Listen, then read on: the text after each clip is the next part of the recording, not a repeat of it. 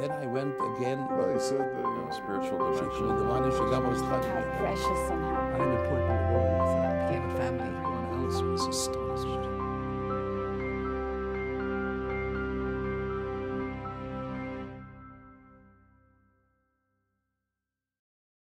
Rabbi Nissen Mangel is a renowned author and scholar and serves as rabbi of Congregation Kasav Sofer in Brooklyn, New York.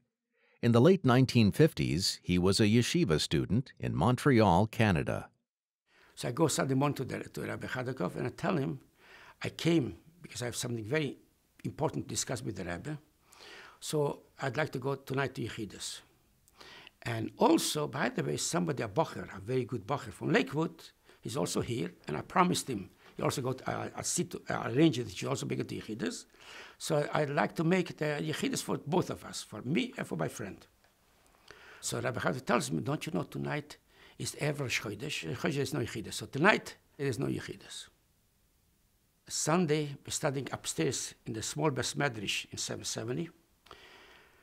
As we learned after a few hours, Tanya suddenly asked me, like, Litvak, a Talmud from Lakewood. He says, is Tanya truly a chelik from the Torah? Is it a part of the Torah? So I said, what do you mean? It's not part of the Torah? It's not Torah? He says, maybe not. He says, what do you mean you can learn Torah? You can learn Tanya without Birchas HaTorah. You mustn't learn Torah. You mustn't study Torah without before they recite the Brachas HaTorah. You mean to say? He says, maybe yes. So then I gave him good. He says, this is primus HaTorah. How could you have even such a thought? This is the part, he said, what is the neshama of the Torah? And I explained at great length what is Tanya, primus HaTorah, Rosa Torah, primus HaNeshmos HaDeraisa, and I explained at great length this thing. As we were discussing this topic, that what is Tanya, Chassidus, Kabbalah is primus HaTorah, Rosa Deraisa, Neshmos HaDeraisa. Suddenly, Rabbi Chadakov comes over. It could have been 6:30. The Rebbe said, you can go in. He went in.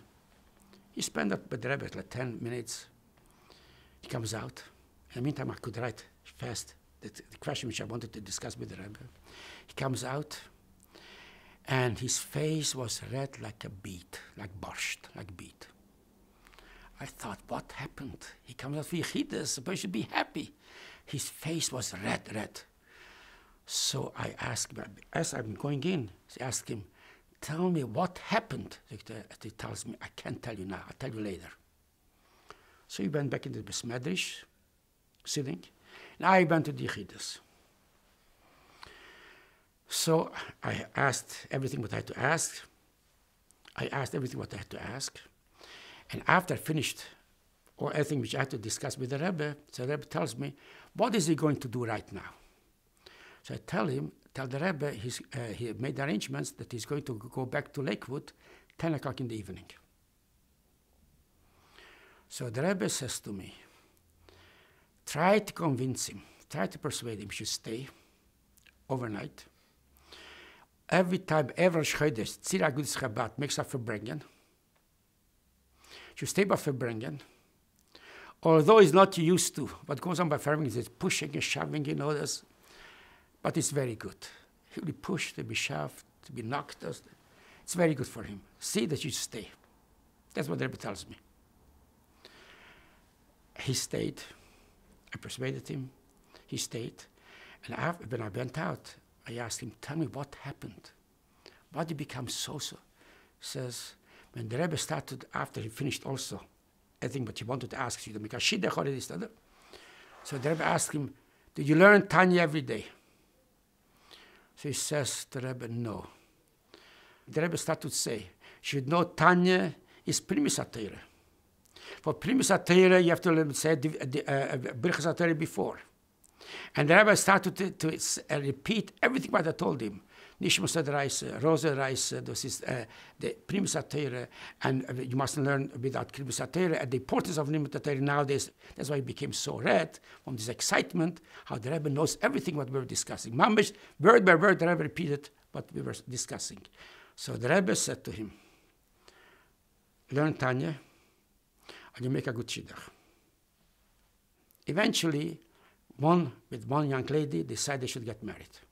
Since it's already the Rebbe's Kedusha, the Rebbe's Gadlus, he decided he will not make the shidduch unless he's going to ask the Rebbe for a bracha and askome. He wrote to the Rebbe. 1 week passed, 2 weeks passed, a month passed, 2 months passed. The Rebbe didn't answer. So he didn't do the shidduch. And he went out for another 2 years and met many other girls, young ladies. And nothing worked. Then they suggested he should go back to the first one, which they wanted. So he asked me, can you do it again? Once the Rebbe didn't answer, he says, oh, by all means, go out again. And he asked the Rebbe again about the shidduch. 2 years later, they went out again. Now, of course, they liked each other, decided to get married. And he asked the Rebbe again about the shidduch. This time, 2 years later, the Rebbe answered him positively, yes. And I gave a bracha, but on which settle, not on the letter which he sent now, which he wrote to the Rebbe 2 years earlier. I was still a yeshiva bacher in Montreal. I made for him a sheva brachas in the yeshiva. I asked the cook from the yeshiva should prepare a nice sheva brachas. All the bachrim joined, the Rebbe Smochki, Shalom Shimnovich, all the Zikin and Ash also joined the yeshiva. So everybody spoke about, of course, about the Chassan and Shidduch. Then he asks me I should repeat the Yechidus. When the Rebbe asked me what is he going to do tonight, and the Rebbe told me I should tell him to stay. Although he'll be pushed and shoved and the ganze Meis, it's very good. And then when I finished it, I should say these Yechidus. And then he says, and indeed it helped me a lot. This Yechidus, this Verbringen, it helped me. It plowed the hard soil, made me more receptive to Chassidus.